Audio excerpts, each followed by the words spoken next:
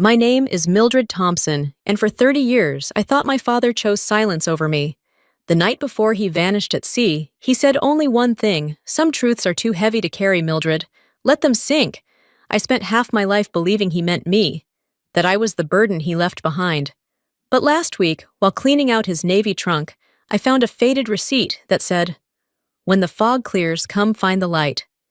And in that moment, I realized maybe my father didn't run from the truth. Maybe he left it for me to find. The rain had been falling since morning, a slow, steady whisper against the roof of my mother's old house. I could still smell the cedar she used to polish the furniture with faint beneath the must of years gone by. After the funeral, I told myself I'd only come back to pack what was left, but the silence of that house had other plans for me. Everything was coated in a thin film of dust. The framed photograph of my father in his Navy uniform, the pocket watch that had stopped ticking at 11:47, the worn Bible left open to a page that read, "The sea will reveal what the shore cannot." I stared at the words for a long time, then climbed the narrow steps to the attic. The air was thick and cold, smelling of salt and rust. In the far corner sat the trunk I hadn't seen in decades, its brass latch dulled with age. I knelt, brushed my hand across the lid, and opened it. The creak echoed like a breath. Inside were medals, a small logbook, and a faded receipt from Harbor Light Cafe, Boothbay Harbor, Maine. The date, September 13th, 1981. The day he left home for the last time.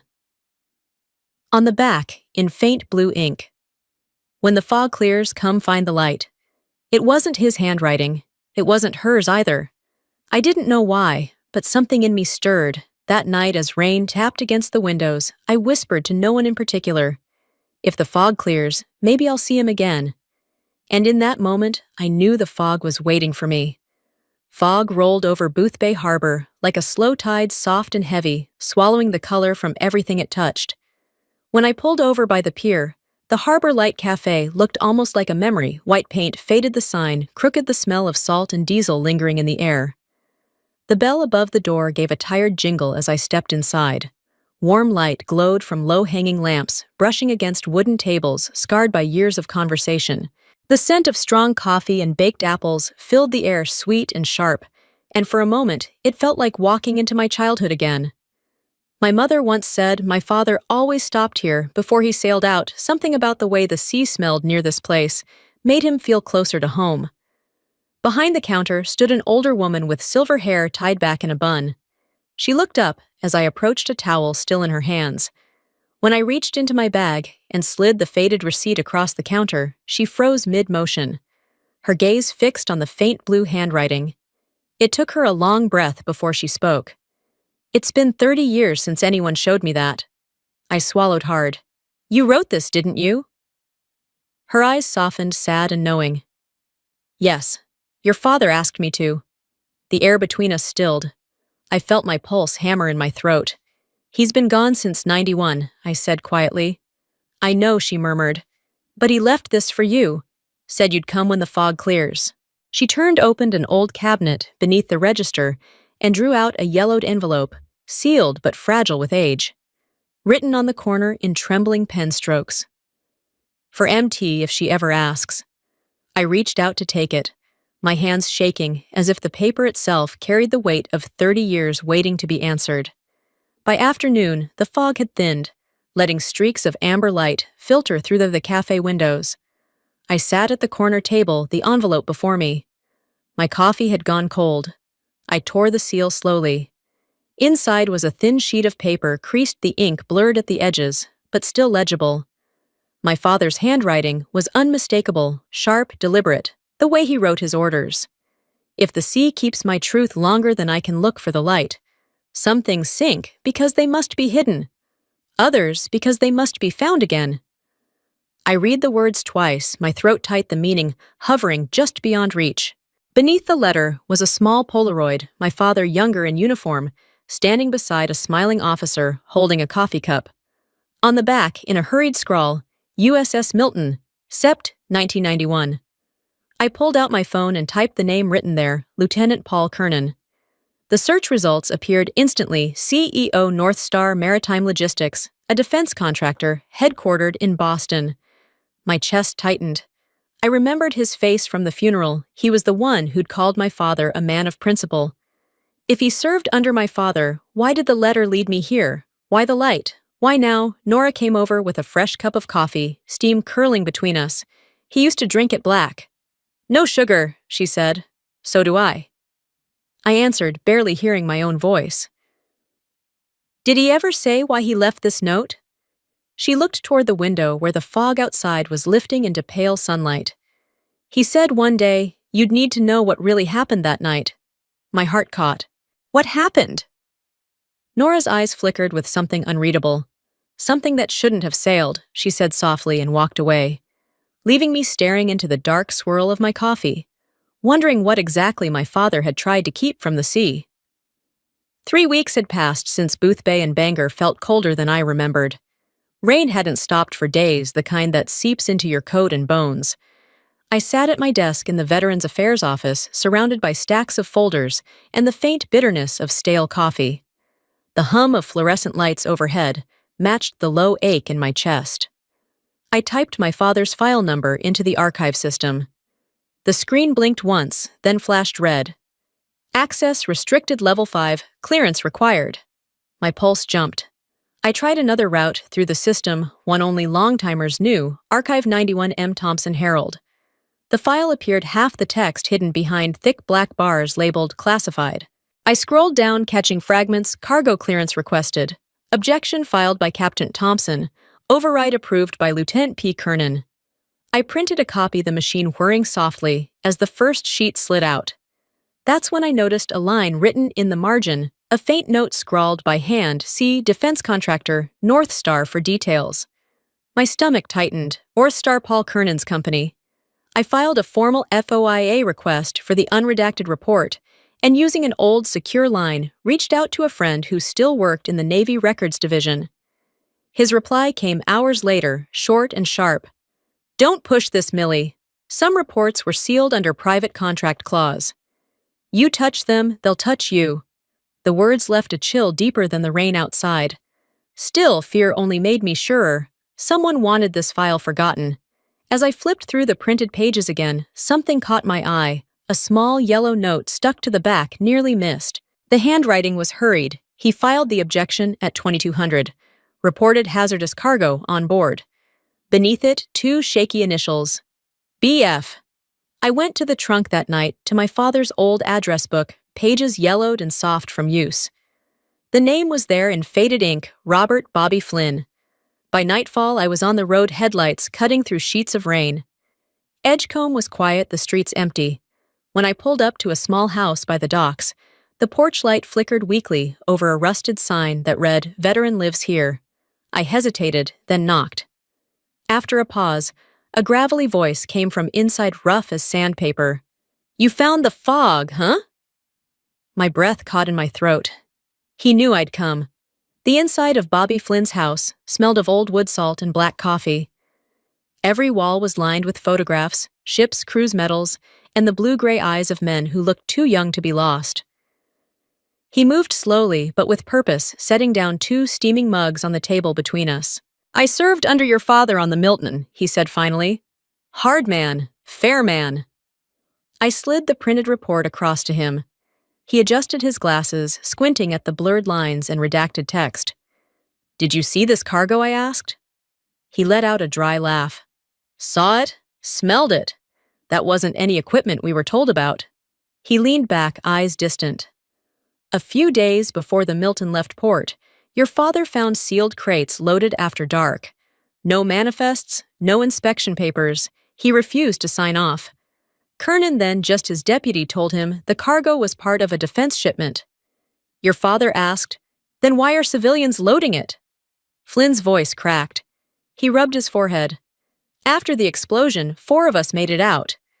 They brought us home, signed us into hospitals, and then came the men with the suits. They made us sign NDAs. National security, they said. But security for who? Not for us. I asked him why he hadn't spoken up. He looked at me, eyes red. Because every time I tried, someone in uniform knocked on my door. When I stood to leave, he gripped my wrist and pressed a damp scrap of paper into my hand. His fingers trembled. "Your father wasn't wrong," he whispered. "Look under the name North Star Contract Blue file." Outside rain came down in slanted sheets.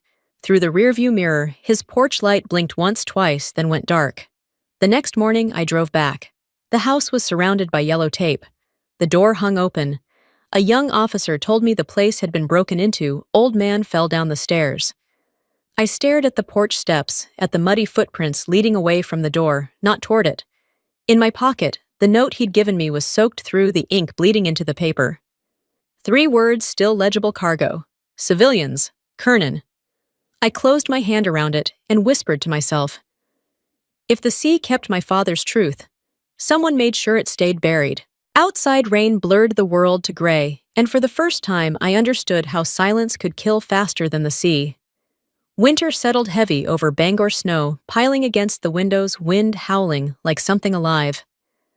I sat at my desk, surrounded by files and notes. North Star Cargo Kernan NDA, each word circled in red. When the phone rang, I let it echo through the house before answering. A man's rough voice came through the line, low and cold. "Stop digging, or you'll join him beneath the waves." The click that followed cut deeper than the words. 2 nights later, a black SUV appeared outside, engine off, light glowing inside. It came back again and again, leaving only when I stepped outside. The police called it probably nothing. Fear burned into resolve. I drove through the snow to Boothbay Harbor. Inside Harbor Light, Nora brewed coffee like nothing had changed. She said he'd come there the night before his ship sailed, didn't drink, just stared at the light until dawn. Then she added, "If they ask, tell my daughter it wasn't the sea." I told her about Bobby Flynn's note. She disappeared to the back and returned with a small music box. "He left this. Said you'd know when to open it." I wound it, heard the soft tune and a faint rattle beneath. Inside the base was a mini-disc. Later at the Naval Library, I heard it play my father's voice, steady and clear. "Refuse to sign. This isn't transport, it's evidence. Then Kernan's, you'll sink us all." The recording ended. Proof. As I walked to my car, a man watched me from across the lot. He turned away, vanishing into the snow. On my windshield, a note. "Truth has a price," I whispered into the cold. So does silence. The wind off Portland Harbor cut through my coat as I joined the crowd gathered for the USS Milton Memorial. Kernan stood at the podium, voice smooth, rehearsed.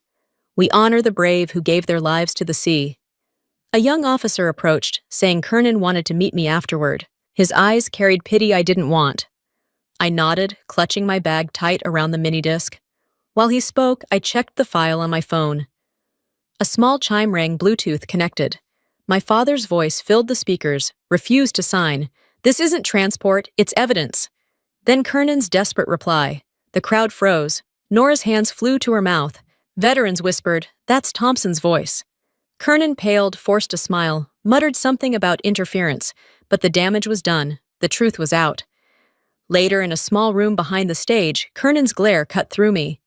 "You don't know what you've started." I met his eyes. Neither did my father. But he finished it. He turned to leave, voice fading. "The Navy won't thank you for this," I said softly. "I'm not doing it for them." The Navy Tribunal in Portland gleamed like ice-glass walls, silver microphones, a table stacked with files thick enough to bury a lifetime. 1 month had passed since the memorial, and the whole country was watching the hearing that reopened a 30-year-old case. I sat in the witness seat, heart pounding, the recording clutched tight in my hands. Behind me, Nora held my father's old porcelain mug, her fingers trembling around it, as if it were his hand. Across the table, the board of 3 officers waited. Opposite me sat Kernan, thinner now, but his arrogance still intact. "Ms. Thompson, you claim new evidence exists." "Yes, sir?" My father's voice. The tape played, filling the room with ghosts. "Refuse to sign. This isn't transport, it's evidence." Then Kernan's reply. "You'll sink us all." He smirked. "Digital manipulation." I nodded to Nora. She stood and handed over the second disc. The playback was clear, brutal. "If Thompson talks, we'll all drown. Delete the objection. He won't make it to shore." Someone whispered, "That's your voice, Mr. Kernan." He shot up shouting. He was too rigid. The shipment was meant to end a war. I met his gaze. He saw lives. You saw leverage. The gavel struck. Captain Harold Thompson's honor reinstated. Outside, a reporter asked what my father would say today. I smiled faintly. He'd tell me to polish my boots and get back to work. Behind me, Nora's soft voice carried through the wind. He'd be proud, honey. Spring came softly to Maine. The snow was gone, leaving only thin mist curling above the harbor and the faint scent of salt in the air. At the Veterans Center, rows of folding chairs filled the small courtyard, every seat occupied by faces lined with years and memory. The colors of old uniforms mixed with the gray of the sea beyond. When the flag was raised, the crowd stood. A Navy officer stepped forward, voice clear against the wind. By order of the Navy Board, Captain Harold Thompson is hereby reinstated with full honors. Applause rose low and reverent. The new memorial stone gleamed under the pale sunlight, service with honor, carved deep in granite. For a moment, the world felt still. My father's name no longer whispered, but spoken aloud again, without shame. After the ceremony, I turned and saw Kernan standing alone at the edge of the crowd. No entourage, no bodyguards. Just a man in a gray coat, looking older than his years. He approached slowly and handed me a sealed envelope. Inside is the original incident report, he said. The unedited one. I kept it all these years. Why now, I asked. He met my eyes. Because your father didn't deserve silence, and neither did I. I tore the seal and unfolded the pages. At the bottom, my father's handwriting, firm and deliberate, refused to authorize life before loyalty. My voice shook. You're too late to apologize. I'm not asking for forgiveness, he said quietly. I'm asking you to tell the story right. He turned and walked away. Before leaving, he pulled the old Navy pin from his lapel and dropped it into the veteran's donation box. The metal clinked softly in ending, and perhaps a release. Weeks later, Nora renamed the cafe the Light Room. The walls glowed with photos of sailors and their families, handwritten notes pinned between them. Tell your story before it sinks. Every table was full, the air thick with laughter and shared silence. I stood near the window, watching the light spill across the faces inside, and finally understood. This warmth, this truth, this forgiveness was the light my father wanted me to find. Late summer settled over Boothbay Harbor in soft gold. The air was warm, touched with the scent of salt and pine. Outside the cafe windows, sunlight rippled on the water gulls, tracing lazy circles over the bay. Inside the light room, the murmur of conversation mixed with the low hum of music. The place had grown into something larger than a cafe, part sanctuary, part memorial. I sat by the window, the afternoon light spilling across my notebook as I wrote the final line of my book. When the fog clears, truth always finds the shore. The words looked simple on the page, yet every letter felt like a piece of something long carried and finally set down. Nora came over with 2 cups of coffee, steam curling gently between us. She set one in front of me, her smile soft. For him, she said. I looked at the cup, at the way the light caught the surface, shimmering like the sea. He'd probably say it's too cold, I murmured. And she laughed, a warm, quiet sound that filled the space between us. Across the room, the photo of my father hung above the mantel, him in uniform standing on the deck of a ship, eyes fixed somewhere past the horizon. For the first time, his expression didn't look distant to me. It looked peaceful. I closed my notebook and slipped the pen inside. The cafe door chimed as I stepped out into the sun. The boardwalk stretched ahead, the wood warm beneath my hands as I leaned on the railing. Waves lapped gently against the posts. I reached into my coat pocket and drew out the receipt, edges soft. The ink faded but still legible. When the fog clears, come, find the light. The lighthouse stood silent at the edge of the pier. Its beam idle in the daylight. I walked toward it, each step echoing faintly over the water. Beneath the light, beside the new memorial stone bearing his name, I placed the receipt. The wind caught the edge, fluttering at once before it settled flat against the granite. The sun dipped low, washing the harbor in gold. I stared at the reflection in the water. 2 silhouettes side by side, mine and his, blurred together by the shimmer of light. I came back, Dad, I whispered, and I found it. The wind shifted, carrying the sound of waves, and the faint chime of a piano melody, the same tune from his old music box, gentle and steady, like the sea itself remembering. The flag above the lighthouse stirred, catching one last breath of sunlight, before the evening came. And for the first time in 3 decades, I felt him there, not lost to the sea, but finally home.